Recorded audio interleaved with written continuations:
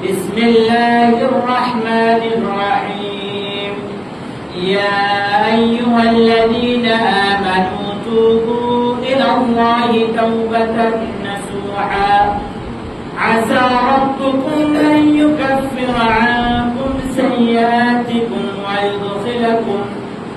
ويدخلكم جنات تجري من تحتها الأنهار عن أبي هريرة رضي الله تعالى عنه قال يقول والله إني لأستغفر الله وأتوب إليه في اليوم أكثر من 70 مرة رواه البخاري প্রশংসা একমাত্র আল্লাহ সুবহানাহু ওয়া তাআলার জন্য, যে মহান আল্লাহ সুবহানাহু ওয়া তাআলা আমাদেরকে পবিত্র স্থান জামে মসজিদে সমবেত হওয়ার তৌফিক দান করেছেন। সে মহান রবের কৃতজ্ঞতা প্রকাশ করে সকলেই পড়ি আলহামদুলিল্লাহ। দরুদ সালাম বর্ষিত হোক প্রিয় নবী মুহাম্মদুর রাসূলুল্লাহ, সকলেই পড়ি সাল্লাল্লাহু আলাইহি ওয়াসাল্লাম। সম্মানিত প্রিয় উপস্থিতি,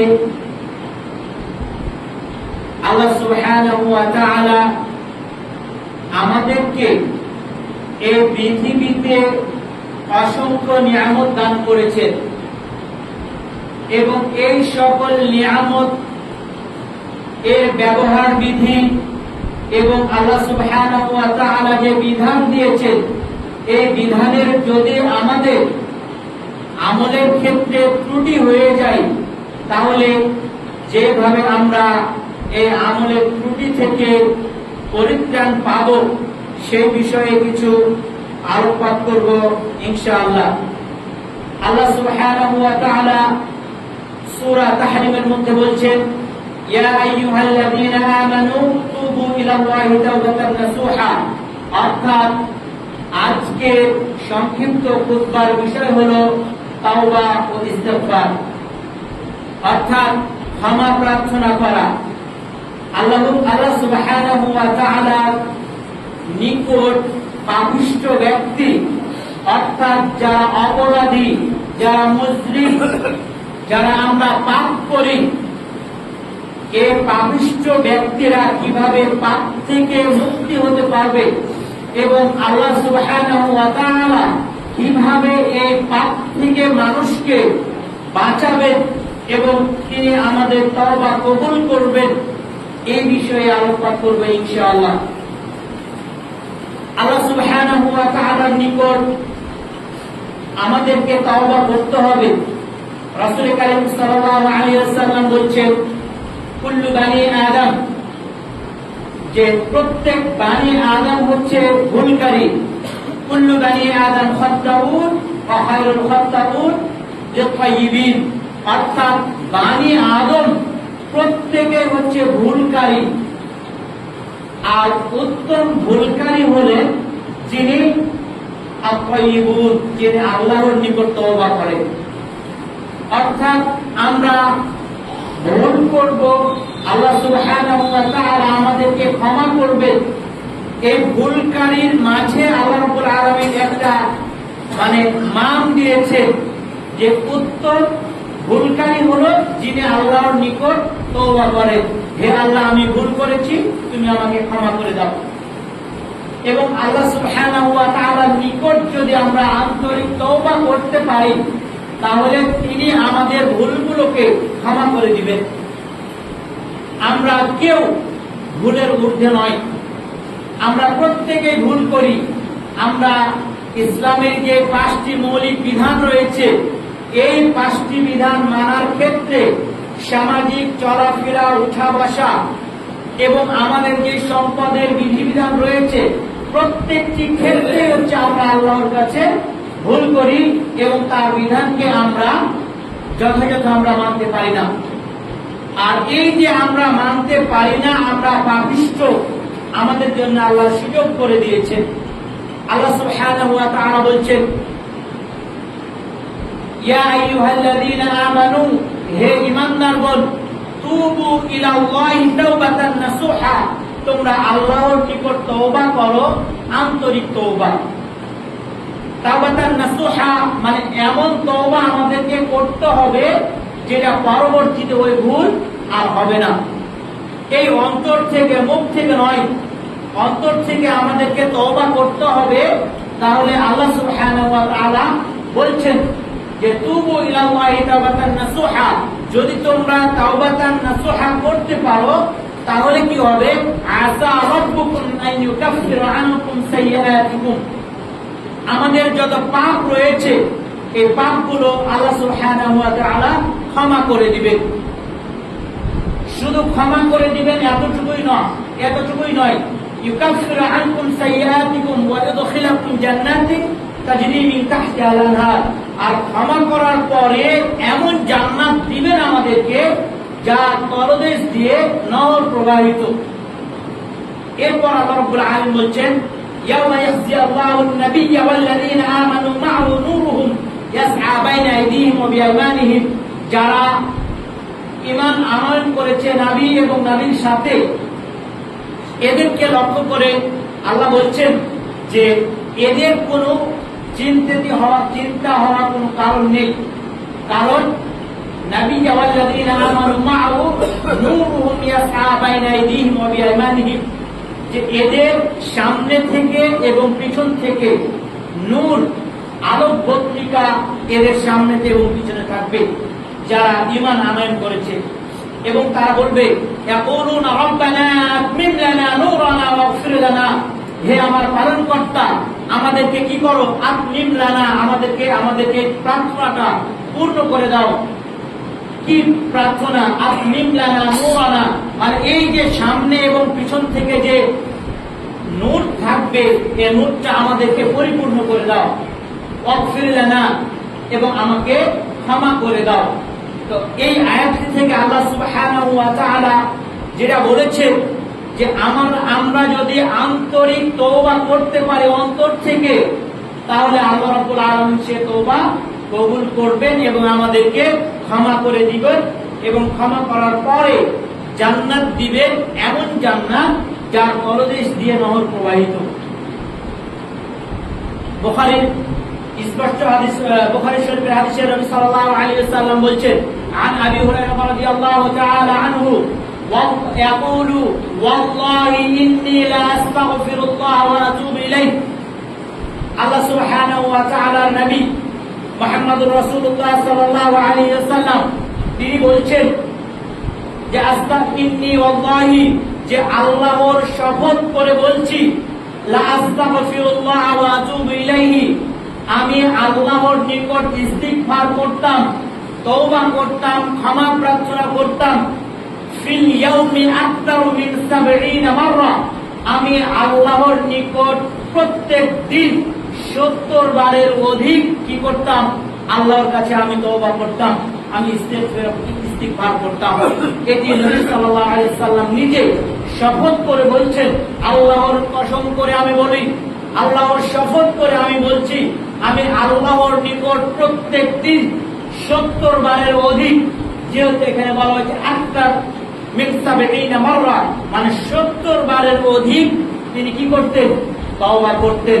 অর্থাৎ কিভাবে তওবা করবেন? আস্তাগফিরুল্লাহ আল্লাযী লা ইলাহা ইল্লা হুয়াল হাইয়ুল কাইয়্যুম ওয়া আতুবু ইলাইহি, তারপর যেটা সাইদুল ইস্তিগফার রয়েছে। এরপর নবী সাল্লাল্লাহু আলাইহি ওয়াসাল্লাম বলছেন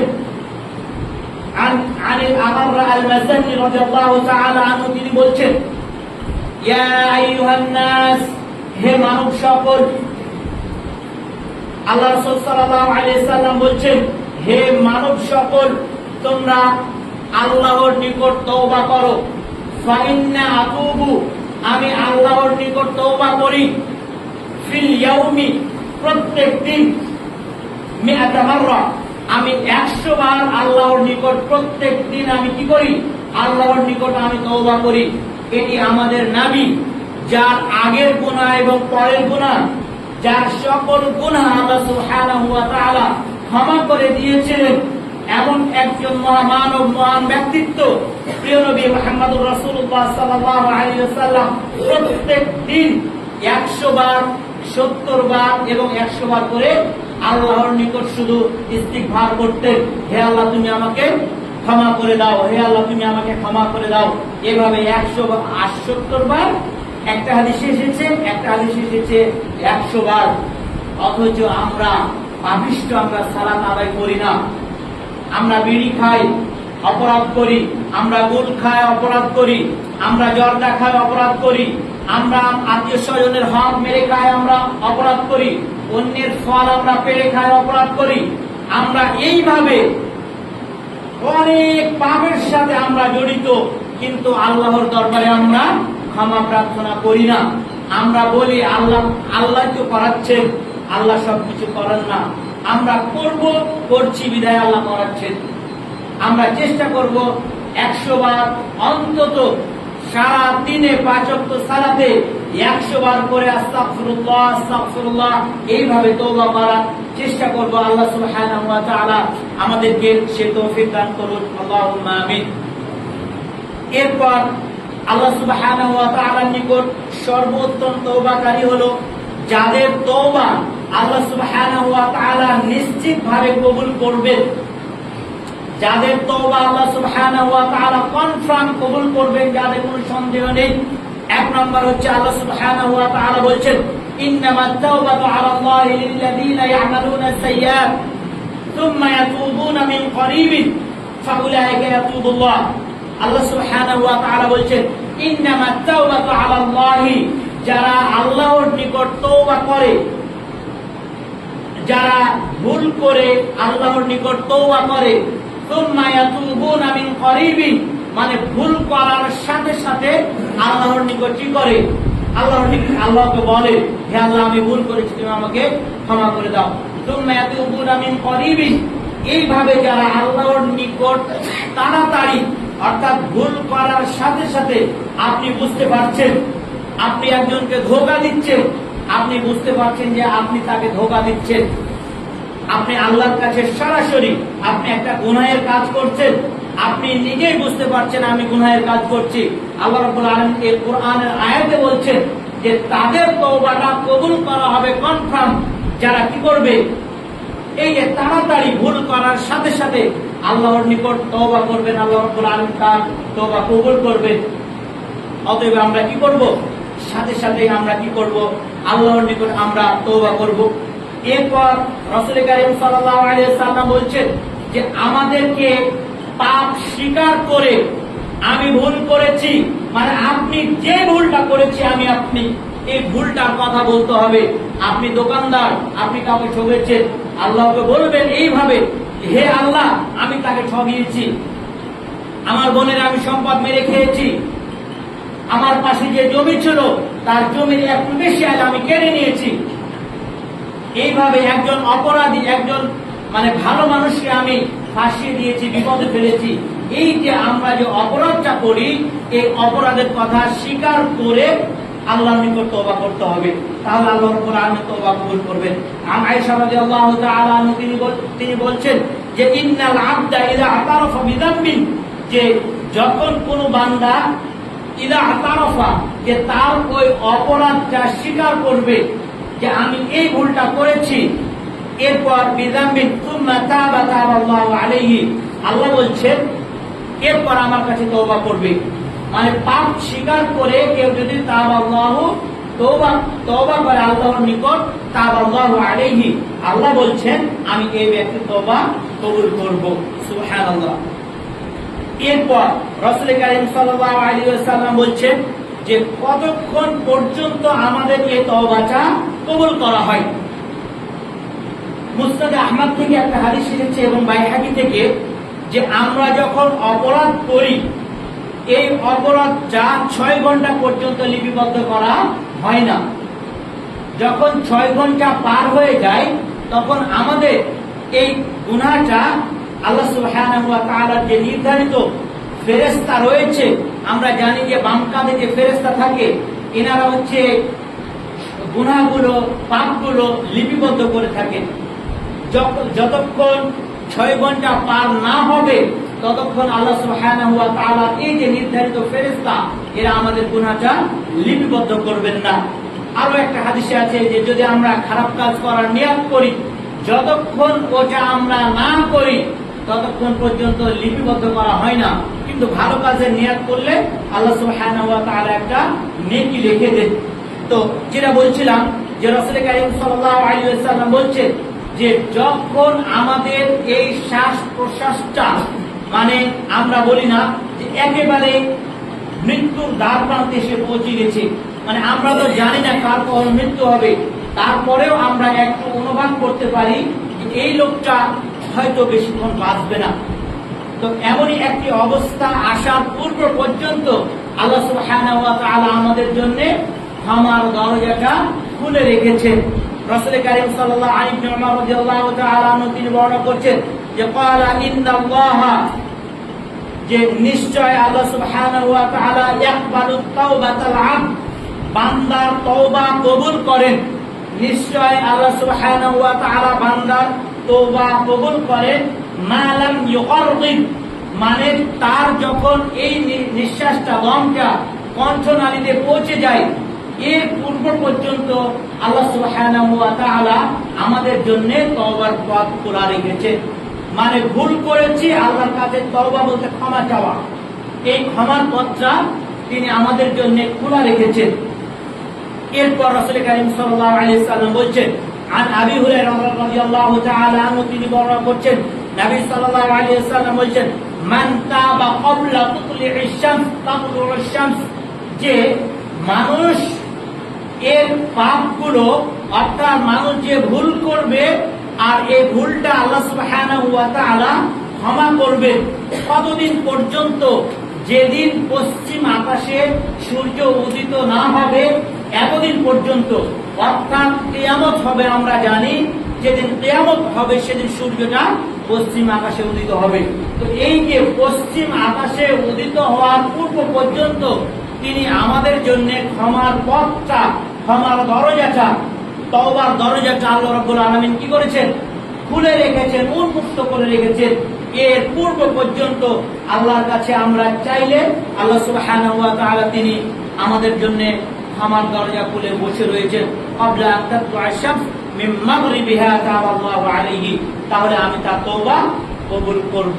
এই যে কয়টা প্রায় 4টা হাদিস, 3টা হাদিস এবং একটা আয়াত, এই ব্যক্তি এই 4টার মধ্যে যারা পড়ব আল্লাহ রাব্বুল আলামিন নিশ্চিতভাবে আমাদের তওবা কবুল করবেন। এরপর তওবার জন্য শর্ত রয়েছে।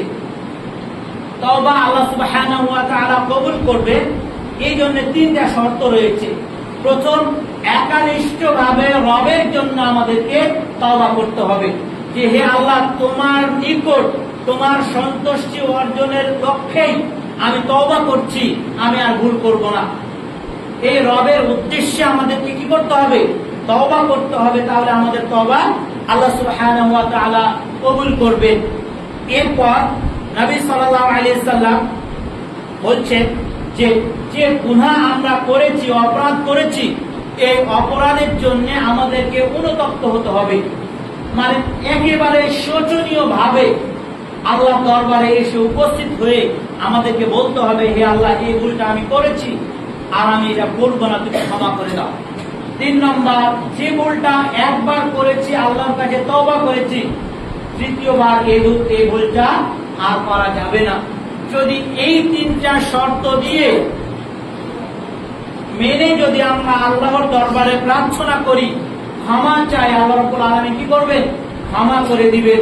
অতএব আমরা চেষ্টা করব এই বিষয়গুলো আমলে নেওয়ার। এরপর হচ্ছে উত্তম তওবাকারী। সবাই তো আমরা ভুল করি, সবাই আমরা আল্লাহর কাছে ক্ষমা চাই, আল্লাহর কাছে ক্ষমা চাই, জান্নাত যেতে চাই, বিধায় কিন্তু আমরা এই মসজিদে এসেছি। আমরা যদি একজন ব্যক্তিকে আমরা জিজ্ঞাসা করি যে ভাই, একজন ধরুন কি যে গ্রামে সবচেয়ে খারাপ ব্যক্তি, সালাত আদায় করে না, সিয়াম পালন করে না, ইসলামের কোনো কাজ করে না এবং যতগুলো নেশা দ্রব্যের সাথে জড়িত, পাপের কাজ সবগুলোর সাথে সে জড়িত আছে, আপনি তাকে যদি জিজ্ঞাসা করেন যে ভাই তুমি কোথায় যাবে মৃত্যুর পরে, বলবে যে আমি জান্নাতে যাব। অর্থাৎ পৃথিবীতে আদম সন্তান কখনো কষ্টে থাকতে চাই না। আর আল্লাহ সুবহানাহু ওয়া তাআলা আমাদেরকে কষ্ট দিবেন যারা অপরাধী, আর এই যে কষ্ট না দেওয়ার জন্য তিনি কিয়ামতের পূর্ব পর্যন্ত এই ক্ষমার দরজাটা আমাদের জন্য খুলে রেখেছেন। অতএব শুধু আমাদের কাছে চাইতে হবে। অর্থাৎ উত্তম ভুলকারী সম্পর্কে আল্লাহ সুবহানাহু ওয়া তাআলা বলেছেন, আতুবু ইলাল্লাহি জামিআন আইয়ুল মুমিনিন লাআল্লাকুম তুফলিহুন। আতুবু ইলাল্লাহি জামিআ, আল্লাহ রাব্বুল আলামিন বলেছেন আমি সমস্ত পাপ ক্ষমা করে দিব। জামিআন বলতে সমস্ত পাপ, যত পাপগুলো আমরা করেছি সবগুলো তিনি ক্ষমা করে দিবেন। মুসলিমদের লাআল্লাকুম তুফলিহুন, তখন তোমরা সফলকাম হবে। অর্থাৎ তিনি যে ক্ষমা করার জন্য বসে আছেন, তার দয়া, তার মায়া, আল্লাহ সুবহানাহু ওয়া তাআলা যে মায়া আমাদেরকে পৃথিবীতে দিয়েছেন, 100 ভাগের 1 ভাগ মায়া দিয়ে আল্লাহ আমাদেরকে এই পৃথিবীতে পাঠিয়েছেন। এই 100 ভাগের ভিতর 1 ভাগ মায়া নিয়ে আমরা আমাদের ছেলে মেয়ে আত্মীয় স্বজনকে এত বেশি ভালোবাসি।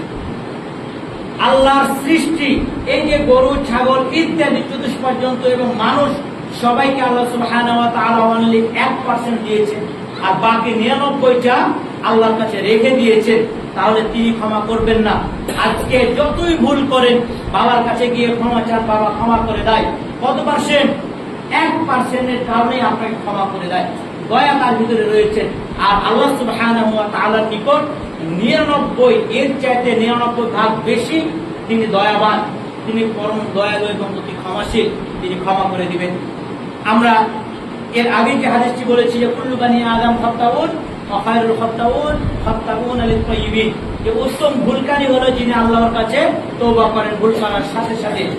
এরপর রাসূল কারীম সাল্লাল্লাহু আলাইহি ওয়াসাল্লাম বলছেন, রাসূল কারীম সাল্লাল্লাহু আলাইহি ওয়াসাল্লাম যে আমরা যদি 3টা কাজ না করি তাহলে আল্লাহ আমাদের দোয়া কবুল করবে। প্রথম কথা, পাপ যে আমরা করব এই পাপটা আল্লাহর কাছে চাওয়া যাবে না। কেমন ভাবে চাওয়া যাবে না? যে আপনি দিনে নিয়াত করছেন, হে আল্লাহ রাত্রে আমি চুরি করতে যাব, তুমি আমার এই চুরি করাটা সফল করো। কেউ যদি এইভাবে আল্লাহর কাছে চায়, এভাবে না চায়। এরপর 2 নম্বর, যদি কোনো ব্যক্তি এটা আল্লাহর কাছে দোয়া না করে, যদি দোয়া করে যে হে আল্লাহ আমি আত্মীয়তার সম্পর্ক ছিন্ন করতে চাই। 3 নম্বর, যদি দোয়া করার পরে এটা তাড়াতাড়ি করে যে হে আল্লাহ তুমি তাড়াতাড়ি আমাকে দাও। রাসূল কারীম সাল্লাল্লাহু আলাইহি সাল্লাম বলেছেন এই 3টা কাজ যে করবে না তার দোয়াটা সবচাইতে বেশি দ্রুত তিনি কবুল করবেন।